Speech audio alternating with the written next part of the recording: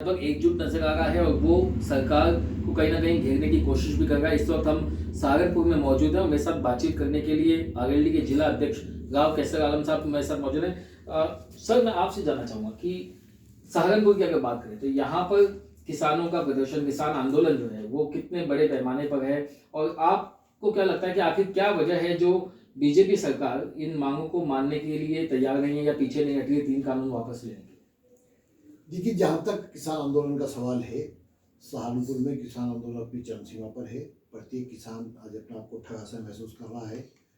BJP ने सन 14 में भी और सन 19 में भी, 19 में पुलवामा कांड हुआ और 14 में एक वो दिखाया कि हम इतने रोजगार देंगे, इतने लोगों के तनख्वाह लोगों के खाते में डालेंगे। इस तरह एक बहकावा लेकर राम जो पुरुषोत्तम, मर्यादा पुरुषोत्तम है, उनका नाम राजनीति में इस्तेमाल करके भावना भड़का के राजनीति में के शिखर पर भारतीय जनता पार्टी पहुंची थी और फिर उसने केंद्र में सरकार बनाई।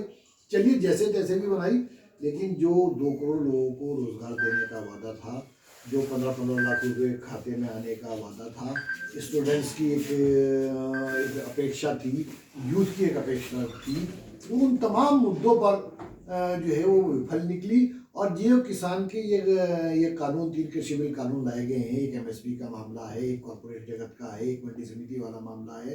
राष्ट्रीय लोकदल ने जब ये बिल संसद में लाया जा रहा था तब से ही विरोध किया और सहारनपुर में मैंने नकुड़ विधानसभा में, नकुड़ तहसील पर इसका विरोध प्रदर्शन हुआ। आपका जनपद सहारनपुर के मुख्यालय पर प्रदर्शन हुआ, बेहट में प्रदर्शन हुआ, देवबंद में प्रदर्शन हुआ, गंगों में प्रदर्शन हुआ। जब तक ये बिल भी नहीं बना था, इस पर चर्चा के लिए ये लाया जा रहा था, हालांकि उसमें चर्चा हुई नहीं उस पर। तो सहारनपुर में तो ये राष्ट्रीय लोकदल इस मुद्दे को जब से उठा रही है, जब तक इसने कानूनी स्वरूप भी इसका नहीं बना।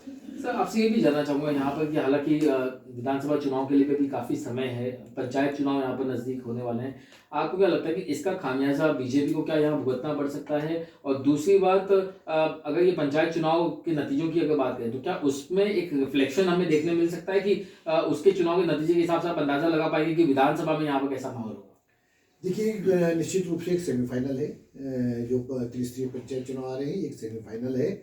और आज जनता में गुस्सा है, किसान में गुस्सा है, जवान में गुस्सा है, जितने आपके कारपोरेट लोग हैं उनमें गुस्सा है, जो नौकरी पेशा हैं उन पे गुस्सा है, उनके इंक्रीजमेंट उनमें नहीं मिल रहा है। तो चारों तरफ से एक ऐसा हिंदुस्तान में एक ऐसा माहौल बना है जिसका निश्चित रूप से विधानसभा 2022 में भी और 24 में जो लोकसभा चुनाव होंगे उस पर निश्चित रूप से इसका असर पड़ेगा। राष्ट्रीय लोकदल इस मुद्दों को उठाता रहेगा, इन मुद्दों को जिंदा रखेगा जब तक ये कानून वापस नहीं होंगे। और अब जो नफरत की राजनीति जो हुआ करती थी, जो भावना भड़काकर भारतीय जनता पार्टी सत्ता के शिखर पर पहुंची है, उसका दौर अब खत्म हो गया। अब लोग रोजगार मांग रहे हैं, अब लोग हर सर छत मांग रहा है, हर हाथ काम मांग रहा है।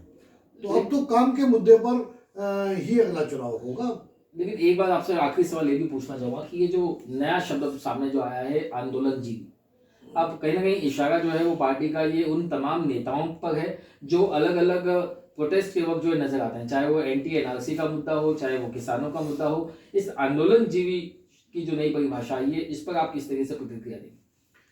माननीय प्रधानमंत्री जी इस देश के प्रधानमंत्री हैं, जब तक वो प्रधानमंत्री हैं तब तक हम उनका आदर करते हैं, लेकिन उन्हें भी संसदीय मर्यादाओं का उन्हें भी आदर करना चाहिए, संसदीय मर्यादाओं का ध्यान रखना चाहिए। चौधरी चरण सिंह और लोहिया जी दोनों ने कहा था कि अगर सड़कें सुनी हो गई तो संसद आवारा हो जाएगा। तो विपक्ष का काम मुद्दों को उठाना है, विपक्ष का काम सरकार को सीधे रास्ते पर लाना है। और अगर इसी तरह उन पर कटाक्ष करते रहे तो मैं समझता हूँ कि प्रधानमंत्री पद के गरिमा की ये खिलाफ चीज है। हमसे बातचीत करने के लिए बहुत बहुत शुक्रिया। तो ये थे राव कैसर आलम साहब जो बता रहे थे कि किस तरीके से आने वाले दिनों में अगर